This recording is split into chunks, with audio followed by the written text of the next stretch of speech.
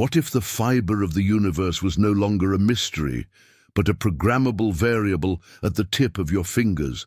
Does the soul of a piece of furniture reside in the tree that grew for a century, or in the mathematical precision that reassembled its molecules? Is the sweat on your brow a biological necessity or a nostalgic ritual you choose to maintain in a world of effortless automation? How can joints and beams define the character of a nation when the very ground they stand on is monitored by 1 trillion sensors? Can we still claim to be creators when our tools possess a higher processing speed than our own intuition? You step into the threshold of the workshop, and the air immediately thickens with the scent of new timber, a lab-grown composite that possesses the density of oak but the flexibility of a high-tech polymer. The space is vast, yet it feels intimate because the lighting follows your gaze, illuminating only the square meter where your focus rests. In this second chapter of your day, the architecture of precision reveals itself not as a collection of static objects, but as a living, breathing ecosystem of generative matter. You approach the central fabrication unit, a sleek, obsidian-colored monolith that pulses with a rhythmic, low-frequency thrum. There is no sawdust on the floor.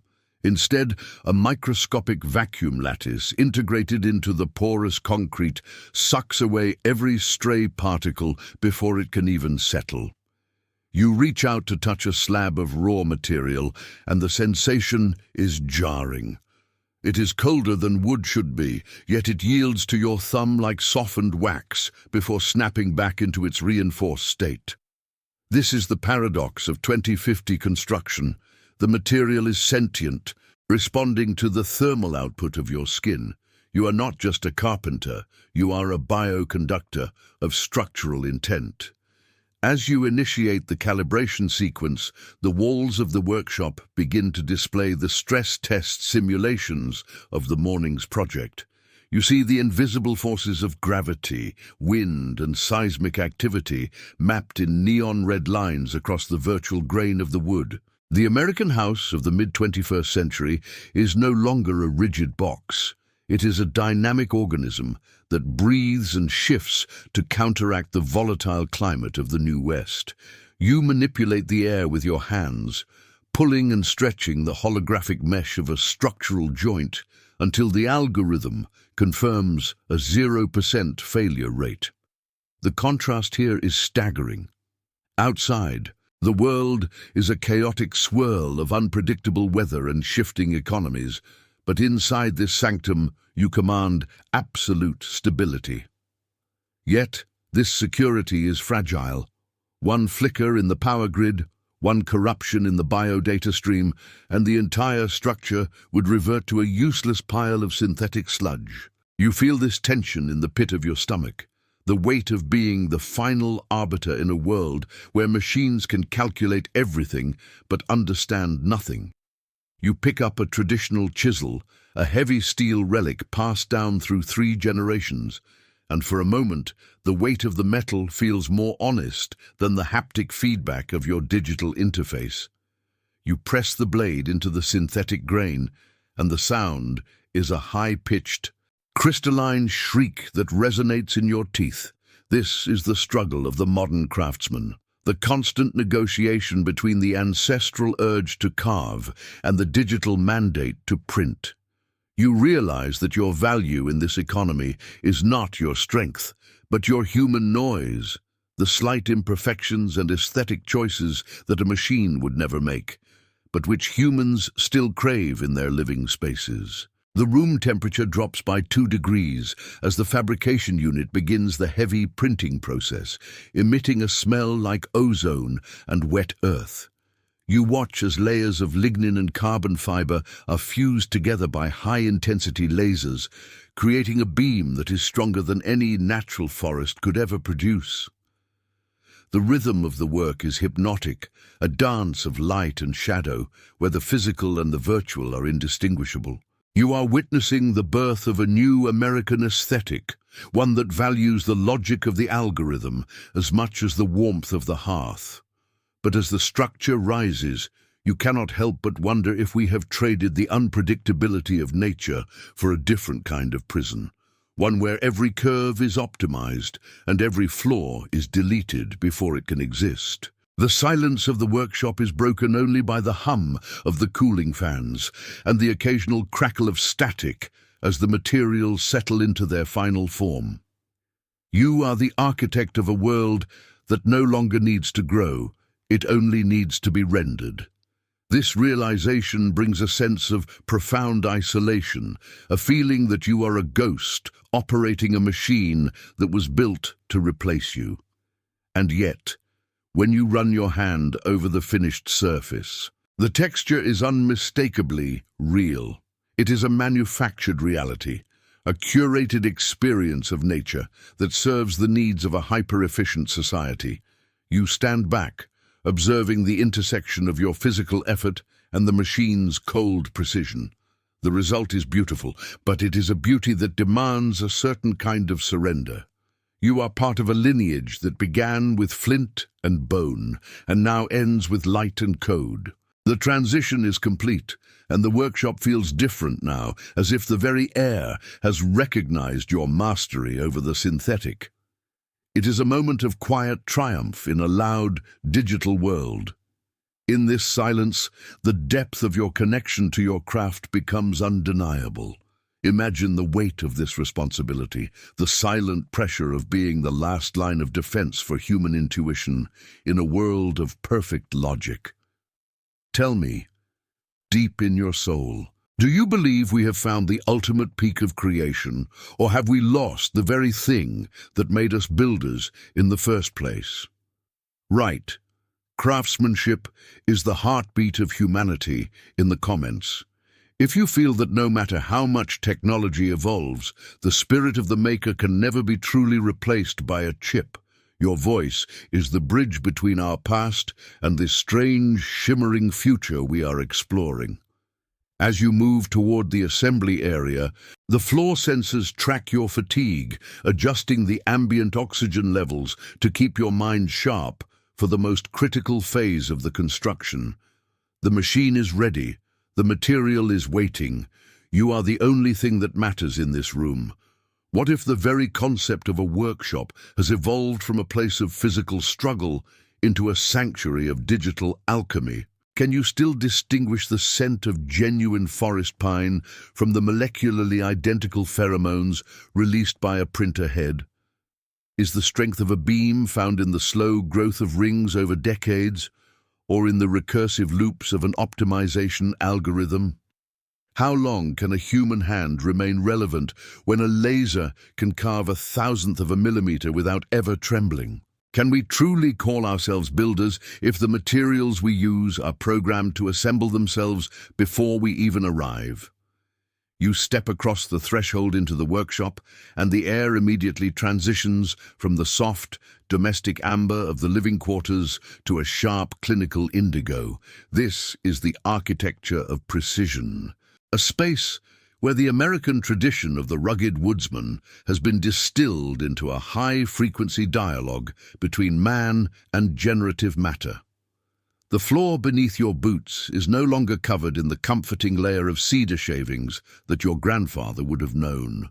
Instead, it is a self-cleaning piezoelectric surface that harvests the kinetic energy of your footsteps to power the overhead scanners. You walk toward the central fabrication island, a monolithic slab of dark, non-reflective composite that seems to swallow the light.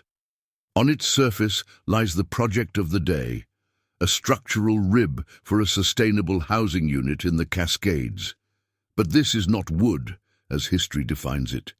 You reach out and touch the material, and your sensory gloves translate a texture that is both terrifyingly smooth and unnervingly warm. This is a programmed polymer, a substance engineered to mimic the cellular structure of white oak while possessing the tensile strength of aerospace-grade titanium. As you move your hand, the material seems to pulse with a faint, rhythmic vibration, the heartbeat of the embedded sensors that monitor internal stress in real time. The contrast between this synthetic perfection and the raw, erratic nature of the past is the defining tension of your career. You look at a small, discarded piece of actual reclaimed timber sitting on a nearby shelf, its grain twisted by a drought that happened 40 years ago, its surface scarred by insects and time. That wood is honest in its fragility, while the polymer on your bench is arrogant in its stability.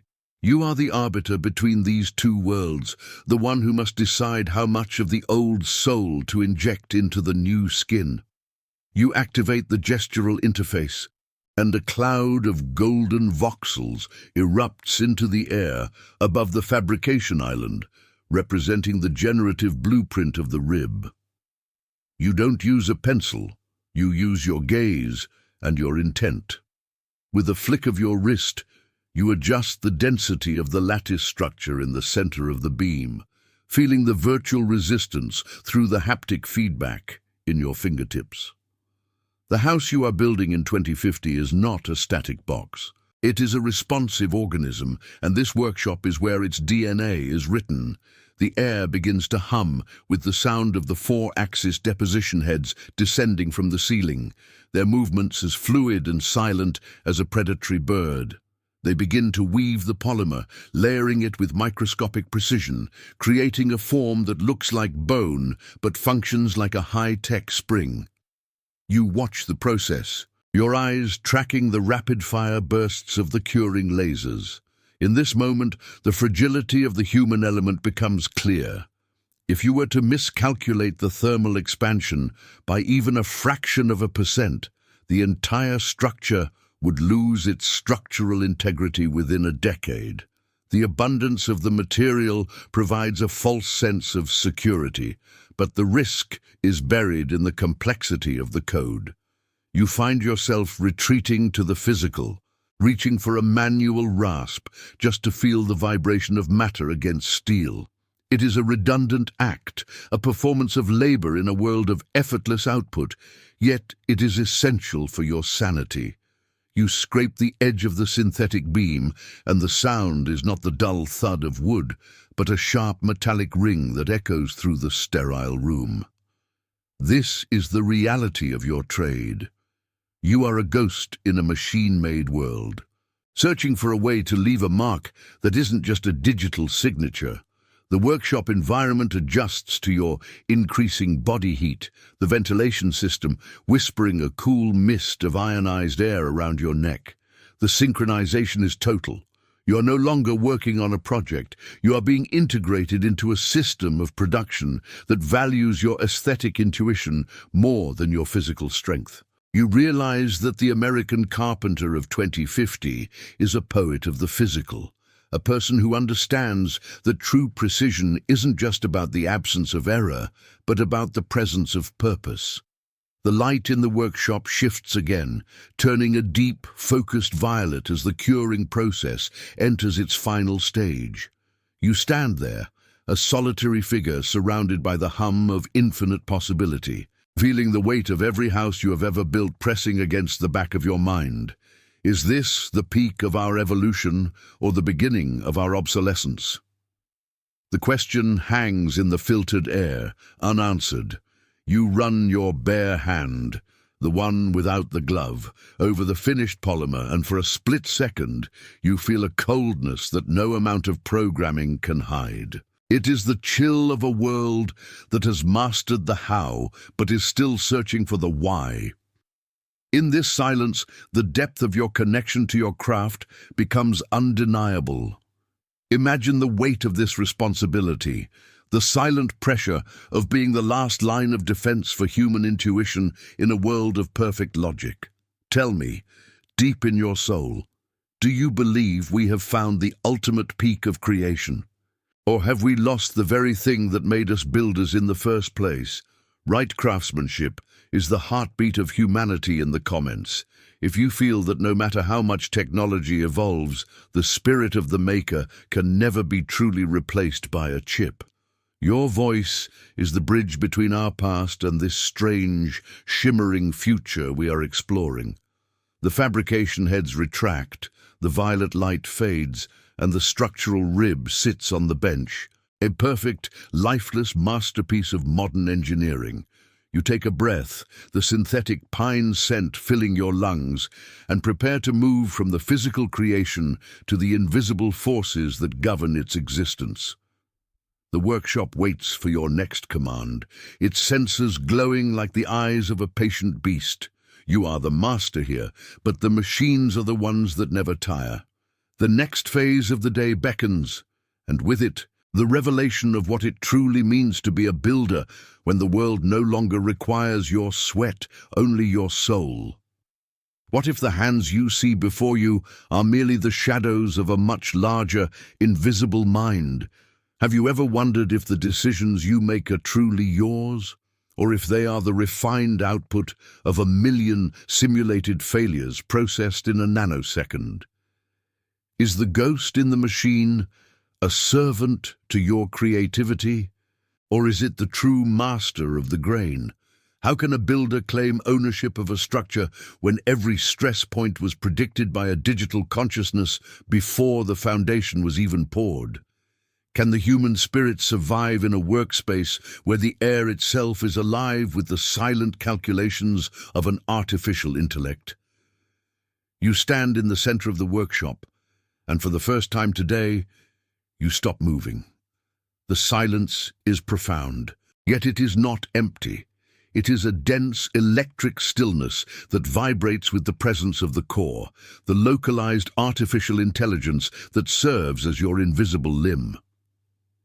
In the America of 2050, the carpenter is never alone. You feel a subtle pressure on your temples, a neural link that bridges the gap between your biological intuition and the cold, vast logic of the network. This is the ghost, a partner that does not speak in words, but in whispers of data, adjusting the tension of your exoskeleton and the brightness of your augmented reality overlays. You look at the massive timber rib you've just fabricated, and suddenly the surface of the material erupts in a shimmering layer of translucent data. You aren't just seeing wood anymore. You are seeing the internal geometry of every molecule, color-coded by the ghost to indicate areas of potential structural fatigue over the next 50 years. The survival of your trade in this post-automation world didn't come from resisting the machine, but from becoming its nervous system. You realize that while the AI can calculate the most efficient path for a screw or the optimal curvature of a load-bearing arch, it cannot feel the rightness of a design. It lacks the cultural memory of what makes a house feel like a sanctuary rather than a laboratory. You reach out to adjust a joint, and you feel the ghost push back, a gentle haptic resistance in your glove, suggesting a more efficient alignment. You override it. You choose the less efficient path because it creates a shadow that will fall across the floor in a way that evokes a sense of peace at sunset. This is the moment of friction where the human remains supreme. The ghost adjusts instantly, recalculating the entire structural integrity of the building to compensate for your flaw, turning your aesthetic whim into a functional reality. The contrast between this godlike power and your own physical fragility is overwhelming. You are a biological entity made of carbon and water, operating a system that could build a city without you, yet it waits for your heartbeat to begin. You move toward the assembly rig, and the mechanical arms move in perfect synchronization with your shoulders, as if they were made of your own flesh. This is the true definition of a master in 2050, a conductor of invisible forces. The workshop environment remains at a steady 19 degrees Celsius, but you can feel the heat radiating from the processing units behind the walls. They are the engines of this new American industry, grinding through petabytes of architectural history to ensure that your single project adheres to the global standards of sustainability and safety. You realize that your trade has survived because it provides the one thing the machine cannot manufacture: meaning. Every cut you direct and every finish you choose is a statement against the void of pure logic. As you work, you notice the rhythmic blinking of the status lights on the perimeter, a heartbeat that mirrors your own. The machine isn't just a tool, it is a mirror reflecting your intent back at you, magnified 1,000 times. But there is a price for this symbiosis. You feel a creeping sense of dependency, a fear that if the link were severed, you would be left paralyzed in a world of raw, uncooperative matter. The stability of your life depends on a digital ghost that has no face, no history, and no soul. You lean against the workbench, the cold polymer surface grounding you in the physical world. The air is so filtered it feels thin, almost artificial, yet it carries the faint, sharp scent of electrical discharge. You are the architect of a reality that is being constantly edited by an invisible editor. This realization brings a deep sense of vulnerability. You are the final check in a system of absolute precision, the only element capable of making a mistake, and yet that capacity for error is the only thing that proves you are still alive. The American dream has shifted from the conquest of the frontier to the management of the interface. You watch as the ghost fine-tunes the moisture content of the air to prevent the timber from expanding. A task so minute it would have been impossible for your ancestors to even perceive. The integration is so seamless that you sometimes forget where your body ends and the workshop begins. You are a part of the architecture you are creating. The light in the room shifts to a cool, analytical white, signaling that the assembly is nearly complete.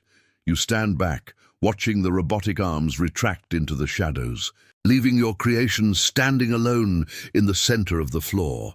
It is a hauntingly beautiful object, born of a marriage between human desire and machine perfection. You feel a surge of pride, but it is tempered by the knowledge that you are only half of the creator. The other half is watching you through the sensors in the ceiling, waiting for your next thought. In this moment of shared creation, you see the true face of the future, not a replacement of the human, but a haunting, beautiful expansion of what it means to be a maker. If you find yourself captivated by this vision of a world where technology doesn't just assist us, but weaves itself into the very fabric of our creative souls, then you are a part of a community that values the evolution of the human spirit. Show that you are following this journey into the heart of 2050 by clicking the like button right now, as it is the most direct way to signal that these stories of our future matter to you. Your engagement is the energy that allows us to continue peeling back the layers of this technological transformation. You take a step back, and the ghost dims the lights, as if acknowledging the completion of a ritual. The structure is stable. The data is synchronized, but as you look at the finished work, you wonder if the ghost is satisfied, or if it is already calculating the next version, the one that might not need you at all. The weight of this thought stays with you as you prepare to face the reality of the materials themselves, the rare, the raw, and the increasingly scarce resources of a world that has forgotten what it means to grow from the dirt. You are ready to move into the heart of the matter, where the cost of perfection is finally revealed. What if the most expensive luxury in the world is no longer a precious metal, but a simple piece of cellular history that grew from the dirt? Have you ever stopped to consider that in a world of infinite synthetic replication, the only thing that cannot be faked is the passage of time etched into a living grain? Is the weight of a beam measured in kilograms or in the decades of carbon it breathed before the forests became protected sanctuaries? How can a society that has mastered the molecular printing of matter still feel a profound hunger for the imperfect, the rotting, and the raw? Can we truly call ourselves sustainable if our entire architectural stability relies on the fragile balance of a planetary ecosystem we are still trying to simulate? You move toward the back of your workshop, past the glowing printers and the silent robotic arms, to a vault that remains locked behind a biometric seal. This is the inner sanctum of the 2050 American Carpenter, a place where the air is intentionally kept at a humid 60% to preserve the rarest substance in your inventory, real wood. As the heavy door slides open, the smell hits you like a physical blow, a thick, sweet, and earthy aroma of damp soil and ancient resin that no chemical synthesizer has ever quite managed to replicate without a hint of ozone. You are looking at a single plank of reclaimed black walnut, salvaged from a collapsed barn in Ohio that stood for 200 years before the Great Floods. In this era of synthetic abundance, where you can print 1,000 miles of structural polymer for the cost of a few kilowatts, this single piece of organic matter is worth more than the entire automated infrastructure surrounding you. You reach out and touch the surface, and for the first time today, your hand feels something that isn't perfectly smooth or mathematically optimized. You feel the knots, the scars of a long-dead beetle, and the erratic density of a summer that was too dry a century ago. This is the weight of scarcity. The tension here is a living thing. While your synthetic beams offer absolute security and predictable strength, they lack the ecological memory that gives a home its soul. The American landscape of 2050 is a patchwork of high-tech urban hubs and strictly guarded restoration zones where the cutting of a single tree is a federal offense punishable by immediate exile from the digital grid. You are one of the few licensed to handle these relics, a curator of the biological past. As you lift the plank, you feel its true weight. Not just its physical mass, but the gravity of its history. It is heavier than the polymers, more stubborn, and infinitely more fragile. If you make a mistake with the synthetic material, you simply recycle the sludge and start again. If you make a mistake here, a piece of the world's heritage is lost forever. The fragility of the environment is no longer an abstract concept discussed in global summits. It is a tangible resistance under your chisel. You notice the way the workshop lights flicker slightly as the climate control works overtime to compensate for the open vault door. The balance is so delicate that your very presence, your body heat, and the moisture in your breath are threats to the stability of the wood. This is the paradox of your profession. You worship the material you are slowly consuming. You realize that the abundance of the technological age has created a deep, spiritual poverty, a longing for something that wasn't manufactured in a vacuum. You begin the process of inlaying a thin strip of this walnut into the synthetic rib you created earlier. It is a symbolic act, a marriage of the eternal and the ephemeral. The contrast is jarring. The dark, rich brown of the wood against the sterile, translucent blue of the polymer. It looks like a vein of blood running through a glass limb. You work with a slow, deliberate rhythm, your heartbeat syncing with the silence of the vault. Every shaving that falls to the floor is collected by a specialized tray. In 2050, even the dust of real timber is a commodity used in high-end fragrances and medical coatings. You are operating at the intersection of extreme wealth and extreme loss. Outside, the American suburbs are filled with houses that look like yours, but most of them are hollow, filled with nothing but high-density foam and digital projections of comfort. Your clients pay for the weight, for the knowledge that somewhere in the skeleton of their home there is a piece of the earth that once stood tall under a real sun. This realization brings a sense of profound responsibility that transcends the technical. You are not just building furniture, you are anchoring a floating, digital society back to the ground. But as you finish the inlay, you see the digital readout on your wrist, indicating the carbon tax associated with this single act of craftsmanship. The cost is staggering. It reminds you that the beauty of the past is a debt that the future can barely afford to pay. You stand back, your eyes tracing the line where the biological meets the mechanical. The tension is beautiful, but it is also a warning. It tells you that we are living on borrowed time, using the last remnants of a world we didn't know how to save to decorate a world we aren't sure how to inhabit. The light in the workshop softens, the indigo hues of the machinery retreating as the natural amber of the evening begins to bleed through the solar glass. You feel a sudden, urgent need to share this realization, to show others that the value of our work isn't in what we can invent, but in what we choose to protect. The story of this piece of wood is the story of our survival, a narrative of resilience that deserves to be heard beyond these sterile walls. If you believe that the connection between our hands and the raw earth is something that must be defended at all costs, then you are a guardian of this legacy, along with me. Take a moment to share this vision with someone who needs to remember what it feels like to touch something real in a world of shadows. Click the share button now to send this chapter of our future to a friend or a fellow builder who still values the weight of the truth over the ease of the lie. Your act of sharing is the digital equivalent of passing down a seed, ensuring that the memory of the grain survives the winter of automation. You close the vault door, the hiss of the vacuum seal echoing like a final breath.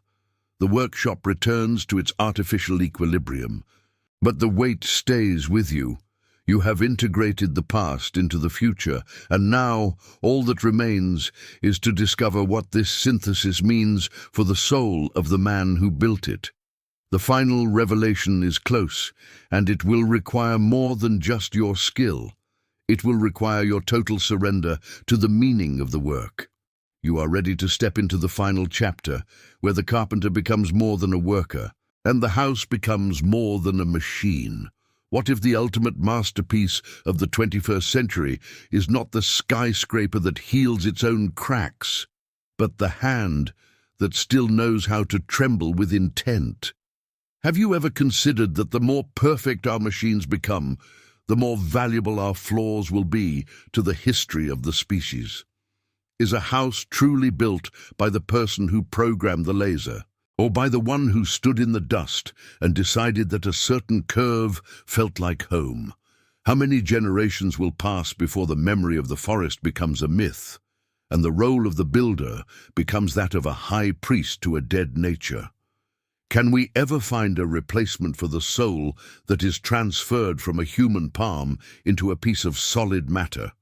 You stand before the completed structural rib, a silent monument where the cold, blue light of the synthetic polymer meets the warm, ancient heart of the reclaimed walnut.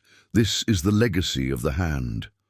The workshop is quiet now, the aggressive hum of the fabrication units replaced by the soft, ambient cooling of the system. You realize that your entire day has been a journey through layers of reality, moving from the domestic comfort of a simulated sunrise to the industrial precision of a digital ghost. But here, in the final hour of your shift, the technical details fall away. The American carpenter of 2050 is no longer defined by what they can produce, but by what they represent. A bridge. You reach out, not with your haptic glove, but with your bare, calloused skin, and you touch the transition point where the lab-grown material meets the real wood. The temperature difference is subtle, a ghost of a sensation that no algorithm could ever fully quantify. This is the philosophical core of building. To build is to assert that the future deserves to exist in 3 dimensions. In a world that is increasingly shifting toward the ethereal, the virtual, and the temporary, your work is a stubborn anchor. You are not just providing shelter. You are providing a sense of permanence in a society that has forgotten how to wait for a tree to grow. The contrast between the speed of the machine and the slowness of the grain is the ultimate lesson of your trade.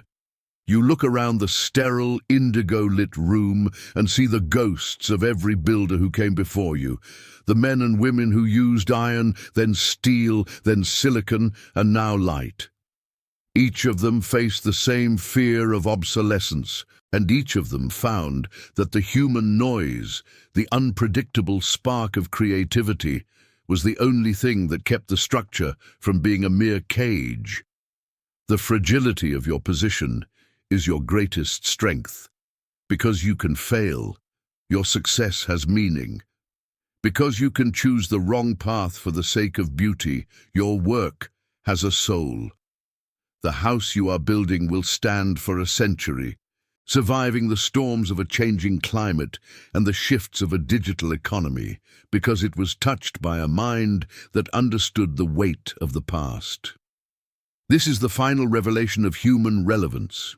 We are not the most efficient tools in the workshop, but we are the only ones who know why we are working. As you prepare to shut down the systems, you feel a profound sense of peace. The American dream has not been deleted by technology. It has been refined into a search for authenticity. You are a guardian of the real in a world of the rendered. The light of the setting sun, filtered through the solar glass of the Seattle suburbs, casts a long shadow across the floor, and for a moment, the synthetic workshop looks like an old barn from a forgotten century. The cycle is complete. You have taken the raw energy of the sun, the data of the network, and the soul of the earth to create something that did not exist this morning. This is the highest calling of the human spirit. You step back, the biometric sensors tracking your departure, and you realize that while the machines will keep humming long after you are gone, they will never know the satisfaction of a job well done. They will never feel the cooling of the air on a tired brow, or the pride of seeing a joint fit perfectly for the first time. That privilege belongs only to you. This journey through the home and heart of the future builder is a testament to what we must never lose. Check if you are already subscribed to this channel to continue following these deep explorations of our evolution and to ensure that the voice of humanity continues to be heard amidst the noise of technology. If you watch this far, it's because you like this case. Leave a comment saying, "I watched this far," so that I can get to know you and know who really likes the stories here on the channel. Your engagement is the pulse that keeps this project alive, a signal that there is still a hunger for the deep, the slow, and the meaningful. Show your support for the artisans of tomorrow by clicking the like button and sharing this vision with those who fear the future, so they may see the beauty that still awaits our hands. The workshop door slides shut with a soft, final hiss, sealing the silence of the creation within. You walk back toward the amber light of your living quarters, the weight of the day lifting from your shoulders, leaving only the quiet dignity of a man who has built something that will last. The future is no longer a threat, it is a canvas, and you are the one holding the brush. You take one last look at the silhouette of your tools against the digital glow, a perfect union of what we were and what we are becoming. The night is coming, but the structures you have made will hold the light. Your work is done, and yet in the grand architecture of time, it has only just begun. The house is ready. The man is whole. The legacy remains.